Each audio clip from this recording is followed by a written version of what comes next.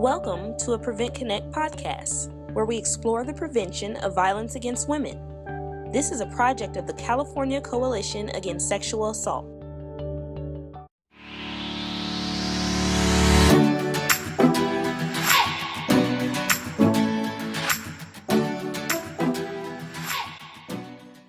Okay, we're going to go ahead and get started. So I am so excited to be in a room with so many of my campus peeps and those who, support campuses in their role in the community. So just as a quick check, how many folks are based on a campus, working on a campus? Awesome. And then how many folks are based in the community but working with campus survivors or campus prevention efforts? Awesome. So my goal in life is actually to have way more of both of you in the world. And so I'm so excited to see this kind of collaboration coming together here at the National Sexual Assault Conference. My name is Holly Rider-Milkovich. My current role, which I've been in for about 18 months, is as the Senior Director for Prevention Education. And so a little bit about EverFi. We work with 1,700 schools and colleges. Our organization delivers online education related to a lot of critical safety issues and health issues on campus. My role specifically is in sexual assault prevention response, and I come to that role from being 8 years on a campus, doing a lot of the work that you folks are doing at the University of Michigan, both supporting survivors, being honored to be a part of their journey, and carrying the sacred responsibility of shepherding their stories, as well as really working hard on the prevention front to create the most effective prevention practices that we know to be possible at this moment in time. As someone who has both been on the prevention side and on the advocacy side, I think for me, one of the ways that I can honor the courage of our survivors is by driving forward as hard as possible the most effective prevention. That is the way that we honor them and honor their courage. So that's the lens that I bring to this work. And from working on one campus, I now have really the incredible joy of working with 1,700 campuses.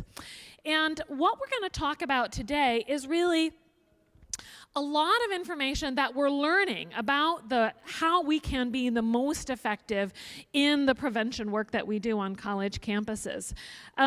So I'm going to talk a little bit about today about some of the lessons that we've learned. I'm going to share with you a tool that is available for any school or college in the country to be able to use to identify where their strengths are and where the places for growth are for increasing our prevention effectiveness.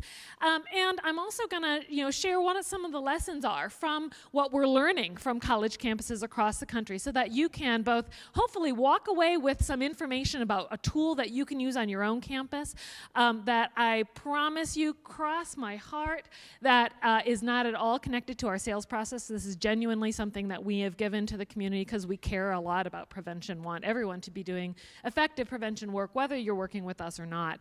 And then to share some of the insights about where we think that schools and colleges can be going as it relates to prevention. Ooh, I see now what's going to be an issue. All right. So a couple of other pieces. Here we go. A couple of other pieces. Y'all are going to get the lunch jump because, unfortunately, I had a schedule change and I'm going to have to jet out of here to the airport at noon. So we're going to be ending at about 11:55. So this is going to be, like, literally I've got my luggage over there, right? So we're going to make this, I hope, like a really engaging, invaluable 65 minutes together, and then you guys are going to get the head start on the long lunch line. So may that be a gift in many ways, right? All right.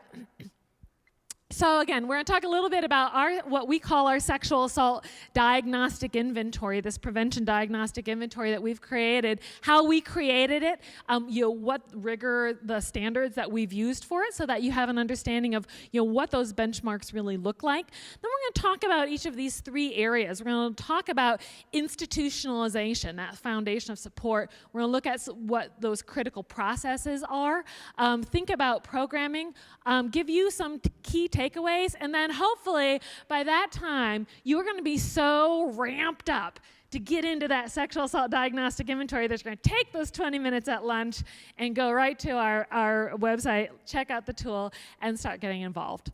All right, so first a little bit more information about our sexual assault diagnostic inventory. We created this diagnostic inventory by looking at nearly a decade of published research on prevention practices in general and campus sexual assault prevention practices. Looking at, focusing on what are the foundations of prevention that have a basis in evidence and research that we could call upon. And then we also looked at lots of other kinds of literature as well, because one of the things, especially when we're going back 10 years, probably you've already encountered, which is that, holy macaroni, is there not enough work about what we need to know as it relates to effective prevention specific to the campus environment. I'm so excited that, this work is beginning to emerge, and even in the past, 2 years, one of the things that I love that keeps me up at night is the fact that I almost can't keep up with the literature coming out. Isn't that a wonderful problem to have? Yeah, but we also want to make sure that we are gathering in lots of different kinds of prevention information. And that we are focused, though there is absolutely a role for appropriate response, or tertiary prevention in a comprehensive prevention strategy. We were focused more on primary prevention and secondary prevention than tertiary prevention. So a reflection that the tools that you're going to see are really prioritizing those strategies for prevention.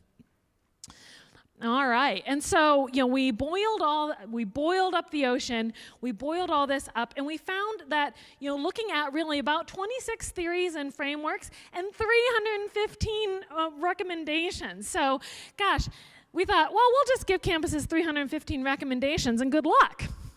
No, that's absolutely not what we wanted to do. So we collapsed those into a number of different categories and those 117 recommendations. So really doing a lot of the diving for you, so that what you see in this tool is an amalgamation or I guess a condensation is really a better framing of that, of those 315 recommendations. And this is what it looks like. So what you see here is really what we like to call, our framework for prevention best practice. And I'm going to just note here that oftentimes, for those who are not as deeply involved in prevention, as many of you are in the room, when folks think of prevention, they really start and stop at that top, right? At the programming piece, where it's all about who is doing what for whom. And also, these slides are all already available on Calcasa's website. So for those of you who are taking pictures, that's awesome. That's why I put on this pink dress. But if you're taking pictures of the slides, they're also available on Calcasa's website. But anyway, so oftentimes people start and stop at the, what are we doing for the individuals, or what are we doing to the individuals? But we want to change that framework, really shift that lens to head down and start first at these questions of institutionalization. What is the organizational foundation that is going to support prevention? Because, we all know that when we don't have system-wide buy-in, when we don't have, the kind of verbal, outward commitment and support from senior leaders, it's sure easy for those prevention programs to pop up and fade away, and pop up and fade away. And so much of the hard work of so many of my colleagues that I've seen over time is, disappears when someone else comes in and has a different agenda. And so having that system-wide buy-in that is resilient to change of organizational leadership that's connected to institutional missions and institutional priorities is really fundamental to making sure that you have effective prevention practices. And then when we're moving up the chain, we're looking at, those critical processes. I just think of this as being that glue between having that institutional support, buy-in, adequate resources. Let us all imagine a universe where we have adequate resources. I believe it is possible. We have to think into the world what we want to see. Those critical processes. So that's thinking about things like, are the individuals who are doing prevention on our campus adequately trained? Do they have expertise in prevention? Have we invested in that way? Are we asking those critical questions about whether or not the work that we're doing on our campus is effective? Do we have learning outcomes set? Are those learning outcomes consistent across our programs? Do we have a way to track whether or not we're hitting those outcomes? All of those critical processes. Do we have a plan, and have we made it clear to the community that we're serving? How about that question? And then we get to the top. Then we get to those critical programming questions about, are we focusing on the positive when it comes to prevention? Are we, engaging with our communities on a regular basis? Are we redosing that information? Are we changing our message according to the kinds of communities that we're speaking to? All of these critical questions as well. And so we really looked at each of these areas. And when our campuses go through our sexual assault diagnostic inventory, through a 100+ item assessment, we give them a ranking, a score about whether or not, when it comes to prevention, our campuses, in the beginning stages, they're sort of emerging, beginning to find their prevention feet. Are they developing, gaining some traction, but still have, a lot of forward momentum to go? Are they proficient? Do they really, do they have those prevention sea legs? But of course, as we know, we have, any student on our campus experiencing harm, all of us need to do more work, and that includes those campuses that are at the advanced stage. So as I'm sharing with you, some of the things that we've learned from those campuses that are at that advanced stage, one of the things I want for you to always keep in mind is that none of us, not the campuses who have achieved that level of advanced prevention work, me or any of my colleagues believe that anyone has got all of the answers. Every single one of us needs to continue to push forward and to continue to ask hard questions, to develop more tools so that we can address this issue, so that no student is harmed on our campus.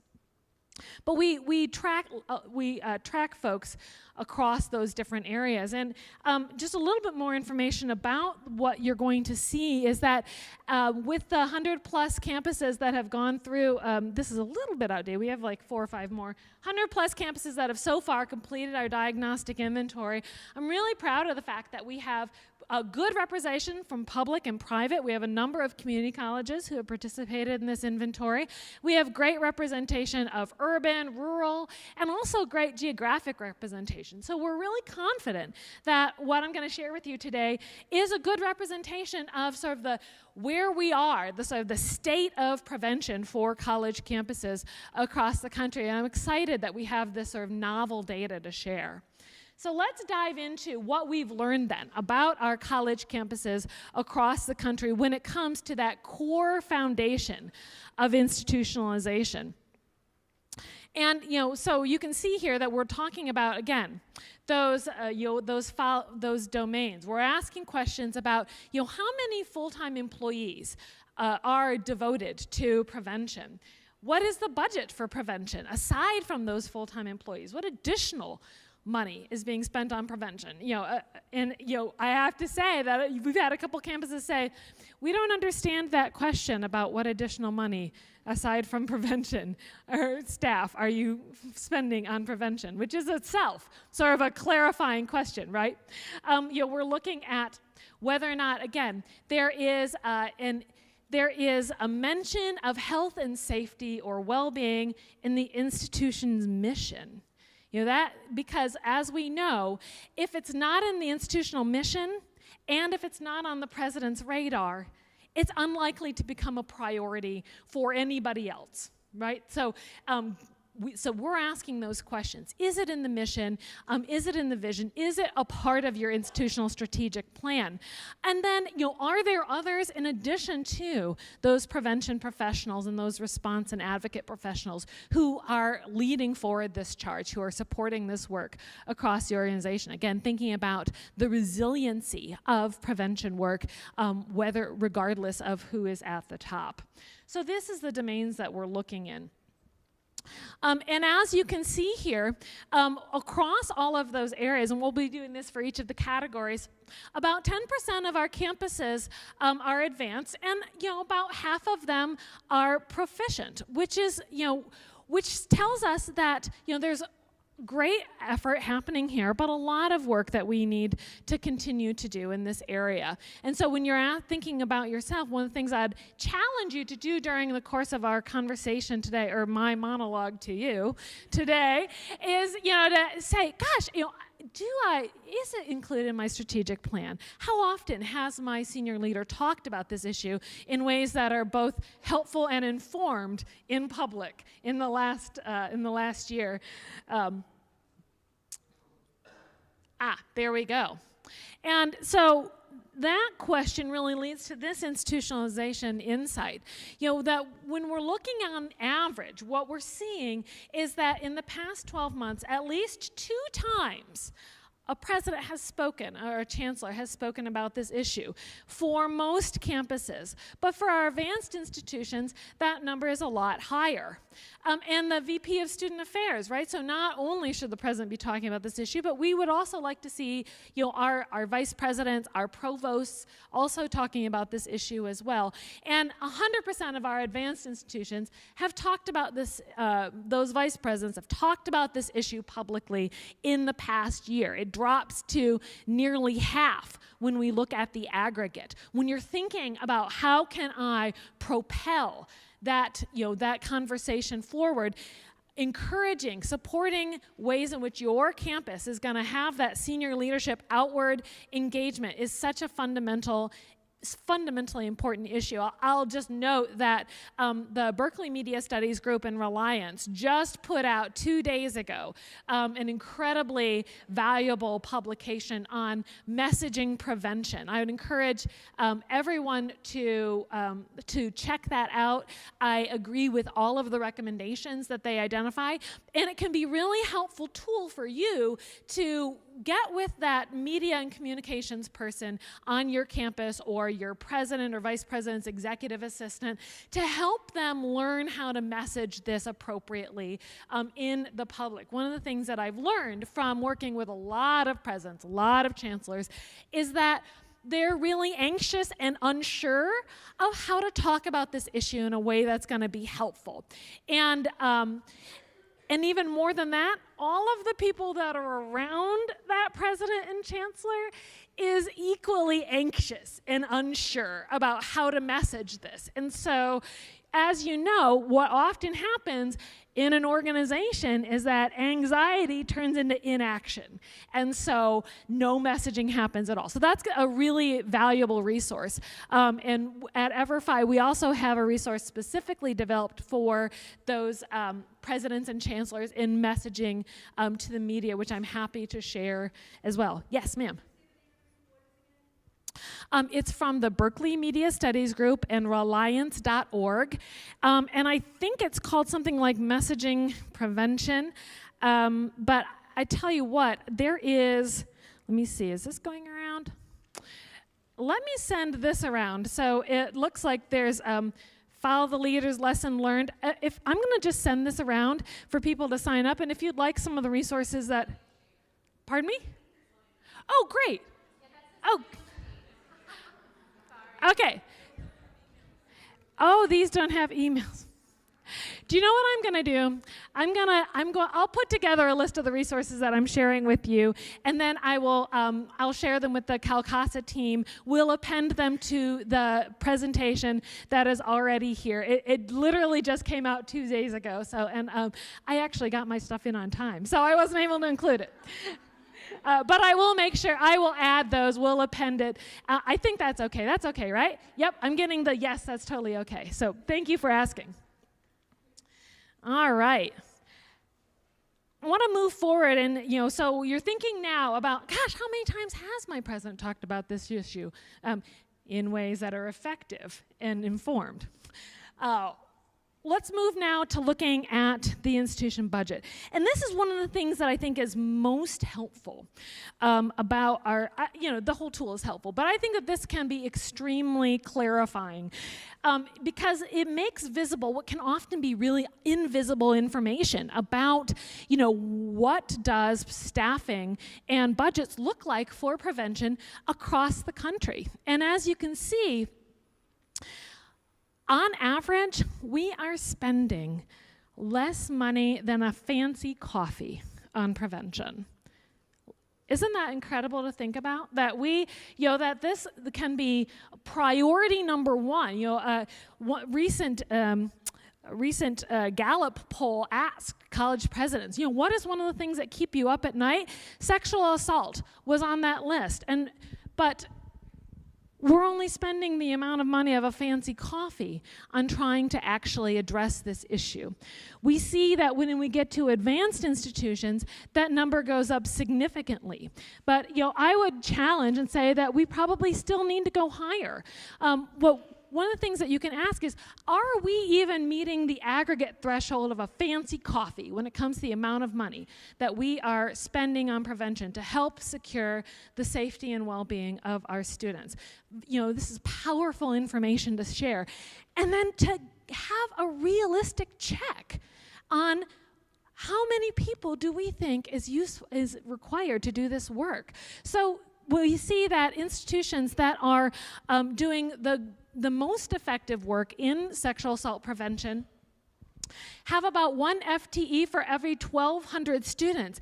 But boy, it tumbles when we get to that aggregate average, 1 FTE for every 10,000 students. When we think about what is required for effective prevention, that consistent dosing, making sure that the messaging that you're sharing with others is shaped to the community that you're serving, it is impossible. You are faced with an impossible task. 1 to 10,000 students is an unrealistic goal for anybody to ask. And so I'll share with you that this is an aggregate that takes into account all of our small schools that generally do a better job at that FTE, as well as our large institutions. But when we look at our large institutions as a whole, we see this go even higher to 1 FTE for every 15, 20, 25,000 students. I don't think that anyone can ethically say that I believe that a prevention professional can be effective in their work when they're seeking to serve 25,000 students or more. So I want to share this with you. And the other thing that I want to say is that we have done the analysis to note that there is a direct correlation between prevention budget, prevention staffing, and the efficacy of a campus's prevention work. This is not to say that all of you are not incredibly creative and resilient in the way that you take the tiny prevention pennies and stretch them. The way that you are partnering with those campus organizations to do incredible work. What we're saying is that there are limits to the human potential, and that the creativity and the passion that you bring to that work, when supplemented or when combined with what begins to be adequate resources, is a powerful engine for change. Like the fact that you can keep the car on the road with 3 wheels and duct tape on the seat and the whole 9 yards is amazing. But let's not forget that you could also be in a car that has the gas and has all of the equipment that you need to go even faster. And we should be asking that from our institutions. All right, so moving forward, we've talked a lot about a lot of these pieces.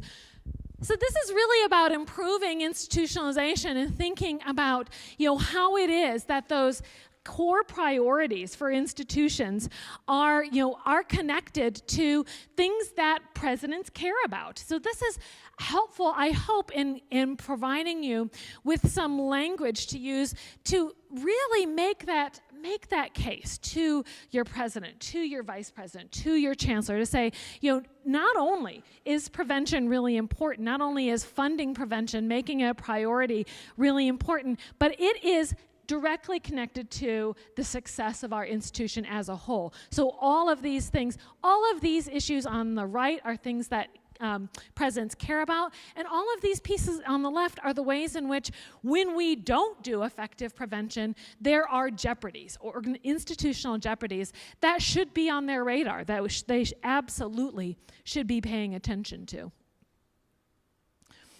Okay, and we also need to think about how it is, where in the org chart our prevention work is situated. So I don't know if you are, I found my pointer, awesome.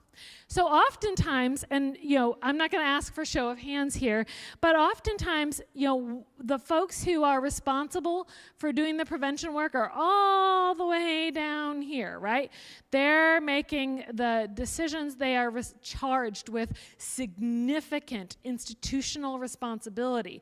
But there can be like 3 or 4 or 5 layers between the information that this person has and the information that the president needs. One of the things that we see is incredibly important for prioritizing prevention is to shorten up this gap between this role and this role, that there be better and clearer channels of information, because you are the seat of what's happening on the ground in your institution.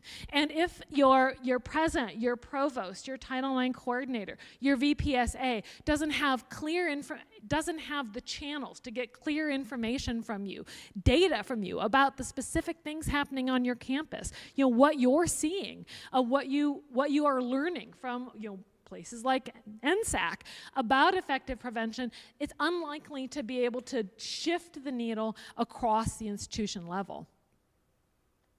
And so when we're thinking then about looking at this issue, these are some of the pieces that we want to think about. We want to improve institutionalization by asking these kinds of questions. How can we be leaders in this? How can we try something new? How can we, has someone else done it? What are most schools doing, and what are we being forced to do? So think about, where is your campus as it relates to these stages of readiness as it comes to prevention? Something for you to consider. And as you're thinking about, gosh, maybe we're early majority. Once somebody else has done it, somebody who's in our peer institution group, this can be something that we are thinking about as well.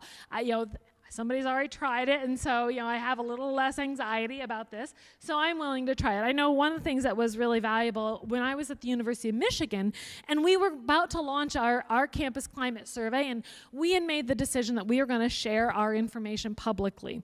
No matter what it said, we were going to share that information. This is back in 2015, and our president, Mark Schlissel, at the time, he's still president at the University of Michigan, he was very committed to this issue, but he had a lot of anxiety about sharing information with the public. What made a big difference for him was that we could point to MIT and say, hey, the president at MIT did this, and not only did he not get negative blowback, but their organization got affirmation about transparency and about really making this data meaningful and public so that we can address this issue. Do we have an MITer in the room? Woo! I give them a shout out. So those are the kinds of questions, and as you identify where you are really on this diffusion of innovation, it can be helpful for thinking about what is the strategy that you take in moving forward with thinking about that institutionalization. Okay. Awesome. So MIT hasn't taken our diagnostic inventory yet, but y'all should, just saying. Just saying. Okay, so let's go ahead and move forward for critical processes. And again, when we're looking at critical processes, we're thinking about these core areas. I care a lot about data. I care a lot about campuses having really specific information, not only about what students are learning, that is really important, but also about what students have experienced, also incredibly important. But what we also want to know is, what do they believe about this issue, and what do they think that others believe about this issue? So what are their attitudes and what are their perceptions? Because one of the things that we know is that students' behavior is driven not as much by what they personally believe, but what they think other students believe. And so the extent to which we have information about what students believe and what they think others believe, the better that we are able to close that misperception gap. Almost always, students have much healthier beliefs personally than they ascribe to their peers. And so much of what is effective on college campuses is unlocking their potential to enact those healthy beliefs that they experience, but that they think nobody else is going to support if they actually behave in that way on campus. So that's one of the reasons why having that data is so incredibly important. And then, gosh, it goes without saying that having goals, actual goals that are, well articulated, is essential to being able to move forward. And it just blows my mind when, campuses may not have articulated goals for their sexual assault prevention efforts. Because without goals, how do we ever know whether or not we're making progress?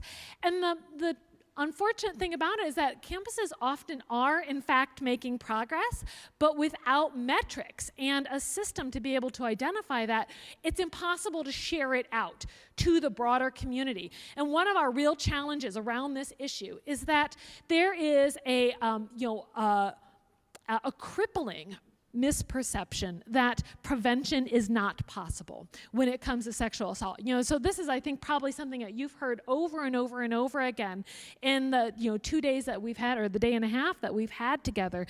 And that inability to identify progress for prevention gets us in the mindset to be like, well, no matter what we do, it's always going to be the same. This is a part of the human condition. I absolutely refuse to believe that is the case. So that's one of the reasons why it's so important that we're setting goals, that we're being able to articulate what those goals are and demonstrate progress to our community, to keep alive that prevention is possible. Not only is it possible, but we should demand it. We should demand it. So we're looking at those pieces. Off the soapbox. So we're looking at those pieces. We're looking at whether or not you as prevention practitioners are getting the support and the professional development that you need, and whether or not we're evaluating those prevention efforts. Asking the question, what is it that we were intending to do, and did we do it? Right? Pretty important. And that we can see here that this is a place where a lot of campuses are struggling. So if you're saying to yourself, ooh, that is something that I really care about, but I know that we are not doing as well as we could, you have so much company, and I want to tell you that this is a place where all of us are really continuing to really grow out this area. So you can see that only about 16% of our campuses who have done this work are advanced, and that most of our campuses are developing. This is a place where we're really just now beginning to get those questions asked on campus. Yes? I have a question Yeah. to your previous slide. Oh, do you want me to go back? Could you speak just briefly to what you feel some of the key qualifications for prevention staff are?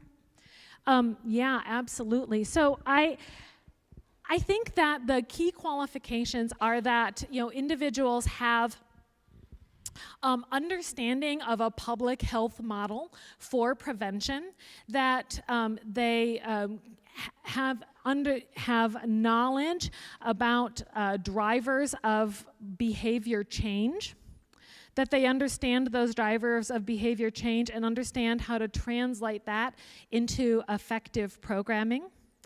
I don't think that prevention professionals need to themselves be expert evaluators. That's a heavy lift to ask, but I do think that it's important that they know how important it is and that they be able to work with evaluators, be that on the campus or in the community. Yeah, and that they understand how to read data and how to use data to inform the work that they're doing. So, yeah.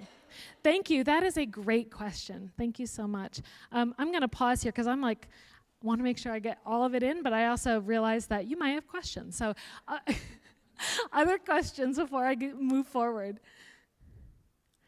All right. Thank you so much. And please, folks, continue to ask me questions as we go along because otherwise, it's just because it's really important. All right. I'll keep it at that. Yeah, sir.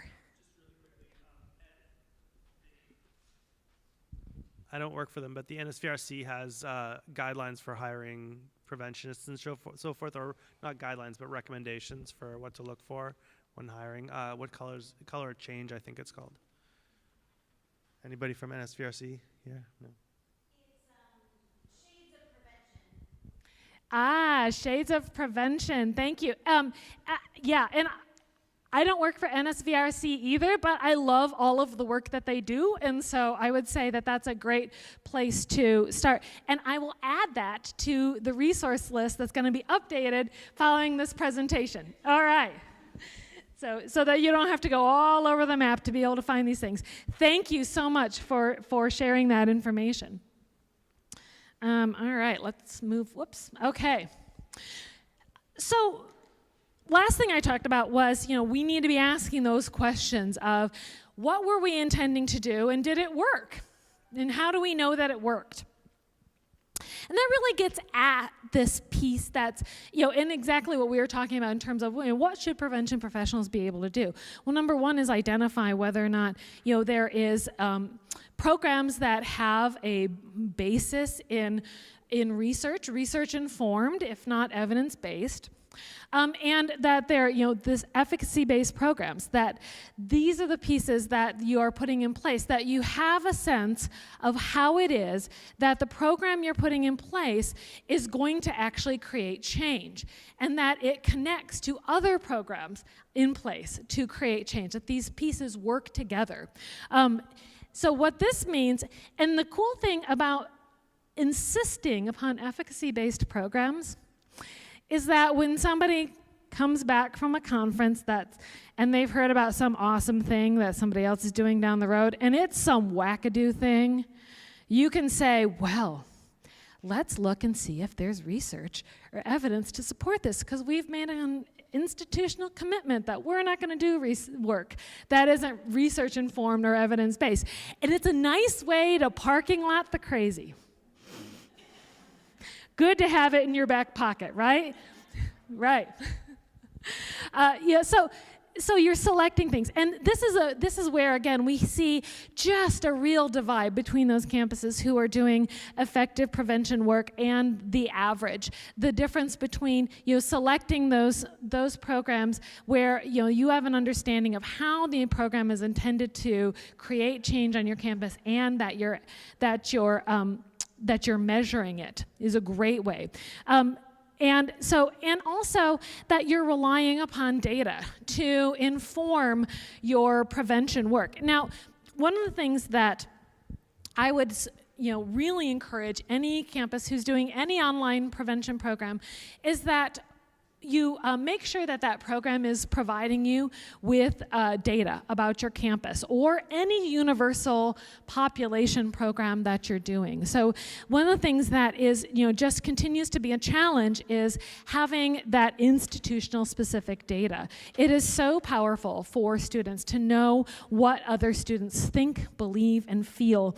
And it just is not as effective when you're using national data. That's a great substitute if you don't have your institution-specific data available. But when, for example, I could say at the University of Michigan, none of you are having as much sex as all of you think you are. And all of you care way more about relationships and about connection and about respect than any of you believe the others think. That's a powerful reframing of the work, right? And that only happens when you have institution-specific data. And also, when we're looking at broad population programs, that's a really important set of data. But it's also need to have important data about our subpopulations on campus, right? Because even the smallest campus, I was working with a 950 student campus, and that 950 student campus had identified about 15 very distinctive subpopulations on their campus that had, that they wanted to be able to address with the particularities of what that group, thinks and believes. And when we think about the power of, peer influence, knowing those, knowing information about those specific subpopulations is incredibly important. And I'm happy to say that many campuses are, in fact, using that data. If you have some, the other thing though is that sometimes you gotta ferret out where the data sits. Like you might have a data smog on your campus. I don't know, is anybody familiar with The Hobbit?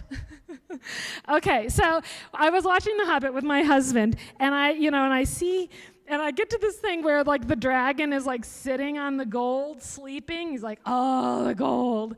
And I thought to myself, oh my God, that is such a beautiful picture of the data hoarder that you have on your campus, right? It's like the person who's like, he is like, I got all the things, all the data. I'm the one who's going to parse out the data to you.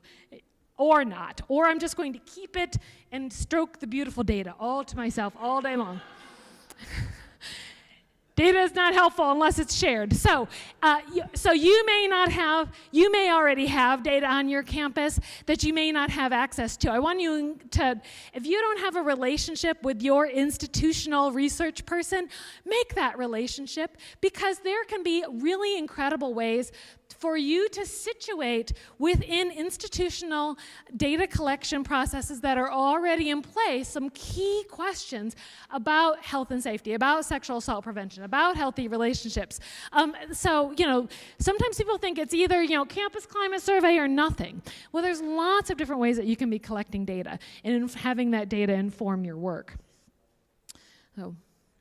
I thought I saw, okay. Yeah, and, resist the data smog, and don't be a data smog either. If you have information about the work happening on your campus, make sure that you're sharing it, with others. I always go in with the assumption that, of course, you want to know all about my work. Really ready to share, key information, and think about, where can I share this? Can I share this as a part of, parent orientation? Do I want for our orientation leaders to know this information? Is this something that is important for our financial aid advisors to also know as well? What this looks like on our campus. Certainly, we want our residence hall directors to be able to have this information. So gather broadly and share broadly. All good things happen when we share data. So then, moving on then for critical processes, we're thinking about each of these areas. This is one of the places where as I'm moving forward in this work, which definitely is my life's work, I am excited to see that we're moving forward in increasing the strategic planning that we're doing, that we have more use of logic models, that we're creating more SMART goals, and that we're reviewing and revising policies most often. And obviously, you can see that there's so much work to be done here. We're just not doing enough measuring of our work, and that's a theme that you're going to hear over and over from me in the time that we have remaining. But you can see that most folks are doing that reviewing and revising of policy. I've kind of got a theory about this, which is that it also falls into the realm of compliance. And as we know, organizationally, we tend to invest more resources and value more the expertise of the folks who do compliance work. So, so it makes sense. But so where we then need to do that work is moving forward with, actually doing strategic planning and sharing that strategic plan with your community, saying, this is what we intend to do. These are the goals that we have, and this is how we hope to get there. And we're going to share with you where we reach our goals and where we need to continue to work. Because this is what we know about our advanced institutions, is that, again, a place where we see significant difference. Those advanced institutions who are excelling in this area, they're all setting those SMART goals. They are all doing strategic planning, and almost all of them are creating those logic models, which are telling us, again, how it is that any particular intervention or series of interventions is intended to work, and how we'll know that it works when we do, and why we've chosen this one over others. Even that question, why you're choosing to do this project over others, is one that we're missing on our campuses. And so often this is the first question that we ask when it comes to thinking about prevention. Okay, how much money do I have in order to get this work done? Totally reasonable question. And then we think about, okay, so with what we have, what are we able to do? Of all of the goals that we have, which goals are we going to check off with this particular pot of money? And then what are those outcomes?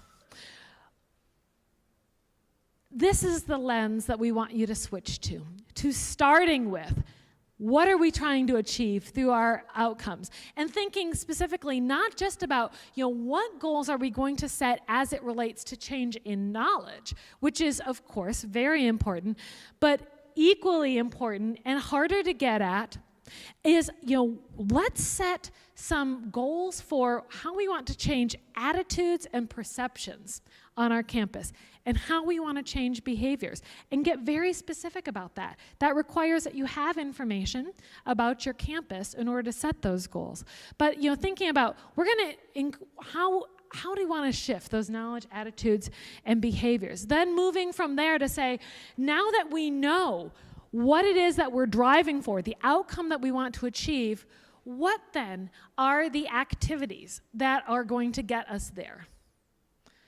We identify the activities that are going to get us there. We know how we anticipate how they're going to work. Then we are in a wonderful place to make that budget, staffing, and infrastructure request, because it's aligned with specific outcomes. And you're going to have then also connected these outcomes. You're going to connect these outcomes to the institutional mission, so that achieving these outcomes gets at the things that your vice president, your provost, your chancellor, your president, your board of directors or visitors, that they care most about.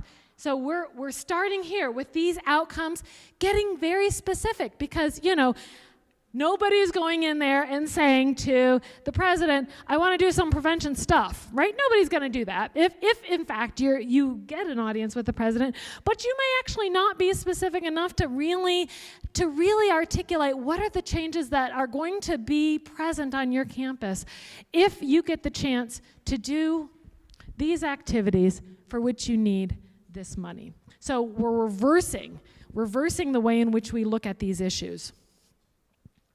And it's all about, again, I've talked about that SMART goal setting. So just to get more nitty-gritty with you here, that SMART goal setting is, that it's specific, measurable, attainable, relevant, and timely. Probably you have seen these already. But when we think about reframing those SMART goals, this is when, the rubber meets the road and we really start getting powerful prevention actions. So going from, thinking about, we want to engage more students as bystanders, that's a goal that we can all really get behind. But boy, does it become much more powerful when we actually set a goal for ourselves. What's that going to look like? What is increase going to look like? And again, this is then the place where we can actually identify progress, to say we've gone from 20%, 90% of our students engaging in effective upstander behaviors on our campus to 25%, tangible, measurable goals. And you know what? When you have those tangible, measurable goals, you suddenly have a story to tell. A story to tell that is not connected to something terrible that's happened on your campus or with your campus partners, right? You now have the opportunity to be the driver of that conversation. And that is a great place for campuses to be, is to actually be able to share positive forward momentum, to not always be on the responding side, but really, instead of having that tail wag the dog, wag that tail ourselves. That's the place where I want for all campuses to be as we're going forward. And so here's another one related to response. We want to increase the awareness of support and reporting resources so that we better meet the needs of survivors. For sure, this is something that is a goal that is behind so much of the work that we do on campus, right? But maybe it's even more powerful if we can say, hey, because of the awareness raising efforts, because of the tabling that we have done in our Diag, or because of the poster campaign that we have done, because of all of the efforts that we've put in place, we have been able to increase the number of reported cases or services over the course of the year. So getting very specific about reframing those SMART goals so that you actually have benchmarks that you can move towards, that you can report out to your community. And the fabulous side benefit outcome to that is that you actually are able to have the benefit of those really incredible and important components. So, questions about that? Yes, sir. Sure. Oh.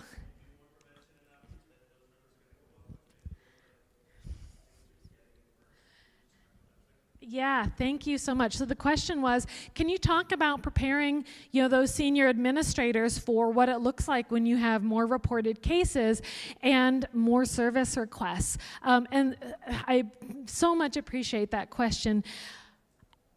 Inoculating, and I'm going to use intentionally the term inoculation because what we're doing is trying to prevent the disease of anxiety, right? So, and inaction. So, inoculating your senior leaders to say, with the idea that when we have increases in reporting, when we have increases in service utilization, that at this stage, that is a positive.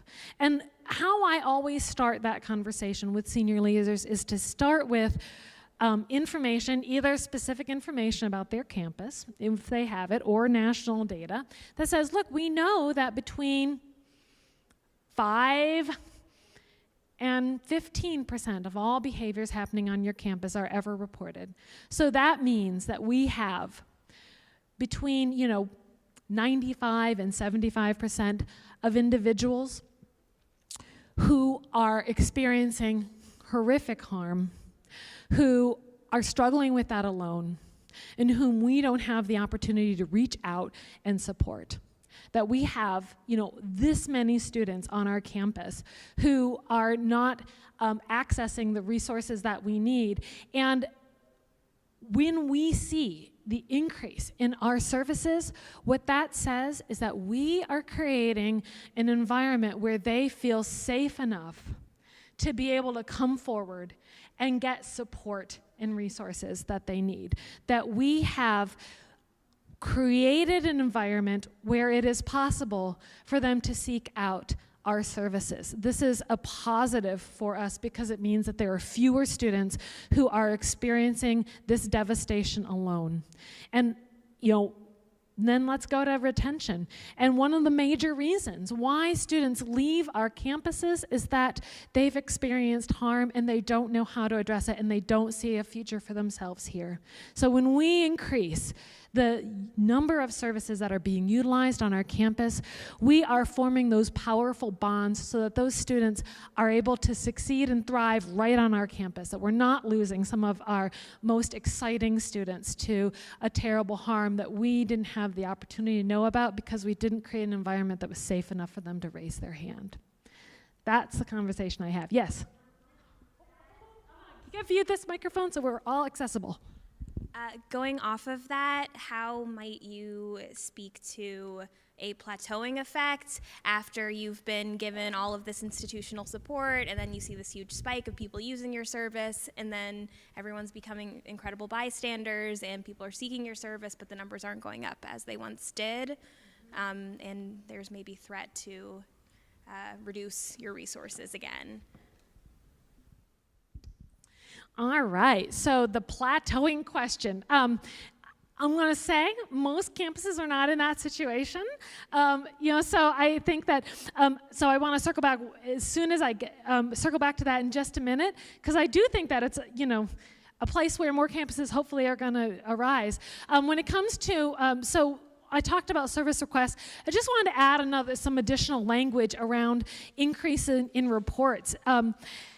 I feel a little anxious, I have to say, about driving towards students reporting formally to the institution as a goal, because students, survivors, as we know, we are carrying their stories. We know that they have a lot of different needs and a lot of different goals. And so for me, the way I always want to frame that is increase in the number of students who connect to the institution, both confidentially and or formally, and make an informed choice about how they wish to engage in all the services provided. That's because, when we make reporting to the institution for, going through our formal accountability processes a goal, we, with tremendous good intention, may create pressures for a student to make a decision that doesn't ultimately meet their needs when they've been apprised of all of the opportunities and resources available and are able to make an informed and conscious decision. So that's how I like to frame reports. And it's also really important then that we find ways to share information about the kinds and numbers of individuals that we're serving, the kinds of services that we're providing in an aggregate, and de-identified way, so that we're able to share out this information, because it's incredibly important. But when you're doing this work and you're doing it for a really long time, you might actually plateau, which is the question I promised that I would return to.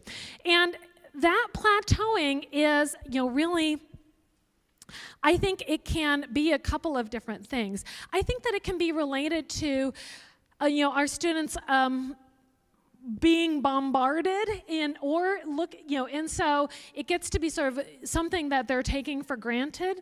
But the other thing I think is that what that can tell us is that the services that we are providing are meeting the needs of the students who find what they're looking for in us.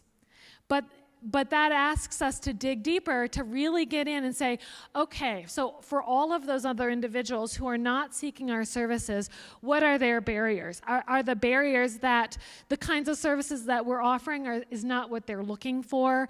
Are the barriers that, they want what we have, but they don't see themselves reflected in that work? So that can happen a lot, for example, with graduate students thinking, gosh, all of these services, well, they're mostly available for undergraduates. I'm a professional staff member. I'm embarrassed that this happened to me anyway, let alone, and now I'm going to come to an organization that I feel like belongs to undergraduate students and not to me. So, those are some of the questions that we can be asking, or maybe, that they're not accessible in the ways that, that students need. So I think all of those pieces are, when we plateau, I think is the moment to ask about our services. Are we meeting the needs that they've identified? Are we meeting the needs that we've identified? So, great. Thank you. That's a great question. Oh my gosh, you guys asked such awesome questions. I knew this was going to be the best part of my day. All right. So, and I'm saying that having just gotten upgraded on my Delta seat. So, I know. I'm like, but anyway, okay, so programming. So this thing that we've been talking about that a lot of people think is all of what prevention is, here we are at the tip of the triangle. And so we're asking these questions about programming. Are we reaching not only our general population, but also the students whom we know from our institutional data are more at risk for experiencing harm or more at risk for causing harm?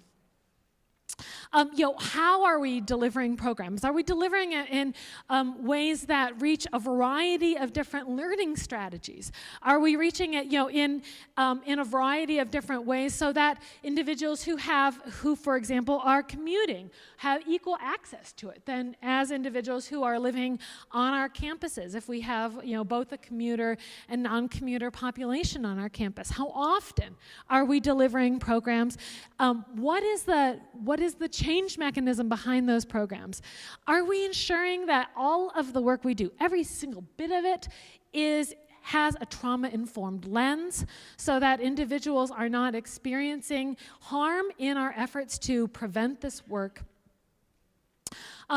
Do we have expectations for both our students but also our staff and our faculty engaging in this participation? If we don't have mandatory participation, how are we incentivizing a high level of engagement in our prevention efforts so that we achieve that sort of herd immunity that is so helpful? Are we using that institution-specific data to inform development? And how are we using and training peer educators? So these are the kinds of questions that we're asking when we are looking at the effectiveness of prevention for college campuses. And this is the place where, because this is often the locus of the most attention on campuses for prevention, we also see that the most number of campuses are proficient in this area. This is the work that you are doing. And so, when we're looking at this, I hope that you see some of your own work reflected here. But where I think that, talking about that plateauing issue, I worry a little bit that we may have plateaued, that some of the, regulatory drivers or the federal mandates that are coming out of the vow amendments to the Clery Act have meant that, this is a place that we have really made some progress over time. And getting to that next stage where we are, for example, dosing across a student's lifespan on our campus, that we are ensuring that our graduate and our professional students are getting the same kind of developmentally intentional, rigorous prevention work that we're delivering to our undergraduate students. Those next horizons of our work is, a place where we can see for those advanced institutions, we have a lot more work to do. And I'm excited that we're starting to ask those questions, that we are starting to have campuses say, hey, wait, I have 92% of my undergraduate students completing my educational requirements as they're incoming, but I only have 43% of my graduate students. When we have data that says that our graduate and our professional students are equally at risk for experiencing harm, but the kinds of harm that they are experiencing are different oftentimes from those of our undergraduate students. So they have, equal need, but different needs, and that we are addressing those in appropriate ways. So I want to hone in here then on two different components, two programming insights from our sexual assault diagnostic inventory. And like all of these pieces, these are sort of big picture perspectives that every single one of them asks that we dig a little deeper. But when we're looking simply at the frequency of in-person programming, sexual assault prevention programs delivered to our undergraduate students at least 1 to 2 times per week. So thinking about, on a whole, all of the ways in which we engage our students in sexual assault prevention, be that healthy relationship promotion, be that, activities that focus on and, develop skills around consent, be that, social norm campaigns and programs, that 1 to 2 times per week, we create some opportunity for students to be involved in those issues. We see that most campuses are not doing that, but all of our advanced institutions are. And fundamentally, training of peer educators, boy, I chose this one specifically because, this is something that I think is a place where we have some vulnerabilities as a community.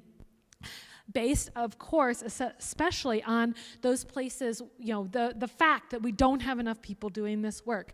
So there is both a body of evidence that says that our programming efforts are more effective when they are co-delivered with peers. And that's, sort of a foundation of prevention, that having prevention messages that are being delivered by the community that a person is a part of is an effective approach. What I sometimes see this looks like is that our peer educators end up being asked to do roles that they're not appropriately trained to do or not appropriately supervised in doing, and that can lead to more harm than good. And so the bare threshold of training for those peer educators. So imagining that we are asking our peer educators to take on a significant institutional responsibility, and we only give them 10 hours of training. So say that that's the minimum threshold. We have less than half of our campuses who are even achieving that role. And so, but 100% of our advanced institutions are. What I'm going to say is that our advanced institutions are more often giving them 40 plus hours of training, and they're also supervising them on a weekly basis. If you are not able to train and to supervise your peer educators at the level of at least 20 hours a week plus, my recommendation is that you share with your institution that it is, insufficient for them to carry this responsibility. We're really, those peers need to be supervised on a regular basis, and also they need to be prepared to do this work. Otherwise, those incredibly excited, eager, invested, passionate, well-intended students, end up engaging in harm in ways that they don't anticipate, in ways that can be very difficult to control on the institutional level once that happens. So if you are not getting the resources that you need, either those are time resources or human power resources to be able to do effective work with your peer educators, I strongly encourage you to let your campus know that this is a potential jeopardy and not the plus add that it's intended to be. Okay, so driving to the end here, when we're looking at programming insights, one of the things that you're going to notice here is that for our first year students, our resident advisors, athletes, and student athletes, boy, we are doing a great job at reaching them, and that's great because those are our popular opinion leaders on campus. So it makes sense that we are doing a good job at reaching them to give specific prevention efforts. And there's also some, regulatory requirements around this. They're also the easiest to reach, right? But what we know is that our least targeted groups, both, in our aggregate and in our national, are not reaching our students who are most at risk of experiencing harm at anywhere near the rates that we need for them to be doing so. So these are our students that we know from the data, are vulnerable, but we are not reaching them to increase their protective factors, and we are not reaching them to reduce their risk factors at nearly the rates that we need to be doing. Yes. It's question statement. It seems that the universities reaching the advanced level shouldn't be allowed to without reaching these groups. Like that really feels... Right. Yeah. Like it seems like, gosh, if we have, if we're looking at our data and we're making data-informed decisions, this should be the first place that we are seeking to do, significant work.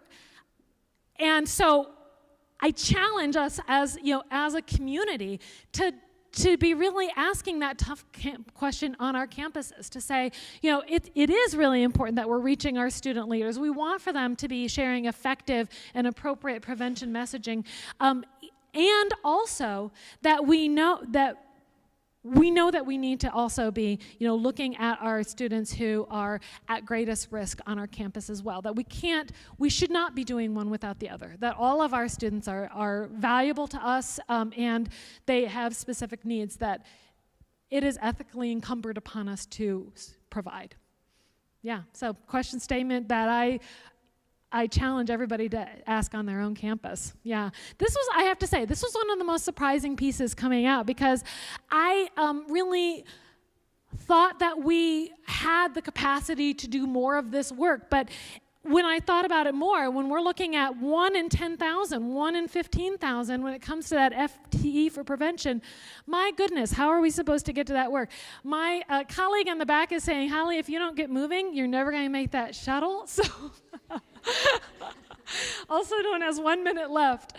So as we're moving forward here, just want to touch on, this fundamental work that Maury Nation and his colleagues really put forward in 2003. It continues to be a touchstone for the work that we do at EverFi, which I would encourage you to do as well. So these are all of the pieces that we want for you to be thinking about when you're putting together those effective prevention programs.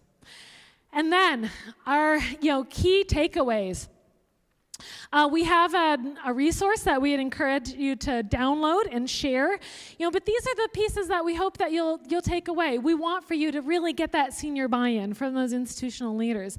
To be able to be asking those critical questions about whether or not the work you're doing is effective, setting SMART goals so that you can measure your progress and share it outward, and making sure that that programming is evidence and theory-based, that it's based on data that's specific to your campus. Your campus is unique. You know that's true. You need to have that data and make sure that that is the case, and that you're targeting those students who are at most risk of experiencing harm on your campus. So, I hope that I have ginned up a froth. Yes, I see a question around here. Yeah. Got it? Do you have that resource here, the Becoming a Leading Institution in Sexual Assault Prevention? That would have been smart. I don't, darn it. But it's available right at that URL, and so you can download it, and it's already available to you. And here's another question. Just to follow up to the earlier question, would that resource have the specific names and sort of what universities were involved in the whole research? We don't share our institution names, but it'll have all of the information, unless we're rewarding them for prevention excellence. But it would have all of the demographics of the information. So my guess is that you might be interested in benchmarking to other institutions. So that's something that campuses are sometimes interested in. And if you contact me, we can maybe figure out how to do that benchmarking. Yeah, absolutely. So this is how you do the sexual assault diagnostic inventory, to find out where you rank in each of these areas, to help really drive those conversations on your campus about how you can hone in on your strengths, to increase those strengths, and how you can really move forward in areas that are ready for more engagement. So you're going to go to campuspreventionnetwork.com. You sign a pledge. The pledge says, I'm invested in doing, I've got 0 minutes left. I'm invested in doing the best work possible. That's all that asks of you. Nobody from EverFi's sales team will call you because you have signed that pledge. I promise you, I left some blood on the floor for that one, and we got it. So. And every year we are excited to honor those campuses who have achieved excellence across all of the areas of institutionalization, critical processes, and programming. At our at our Campus Prevention Network Summit, which is a big conference that we do every year, highlighting the best in prevention. So how do you get selected for that? You take the sexual assault diagnostic inventory. So this is me with hair, but I hope that I will see one of you on this stage next year. We're going to be in Nashville 2019. We fly you in. We treat you really, really well.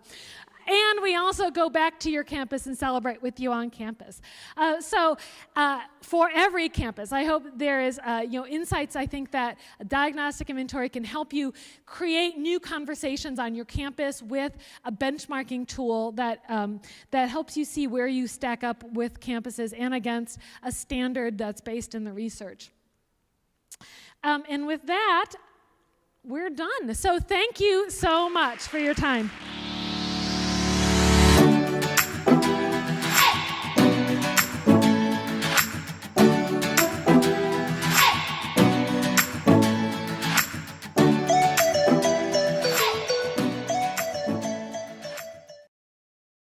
Thank you for listening to this Prevent Connect podcast. Prevent Connect is a project of the California Coalition Against Sexual Assault, with funding from the Centers for Disease Control and Prevention. The views presented on Prevent Connect are not necessarily the views of the United States government, the CDC, or CalCASA. To learn more about Prevent Connect, visit www.preventconnect.org. For more information about CalCASA's mission, or to show your support, visit calcasa.org. That's CALCASA.org.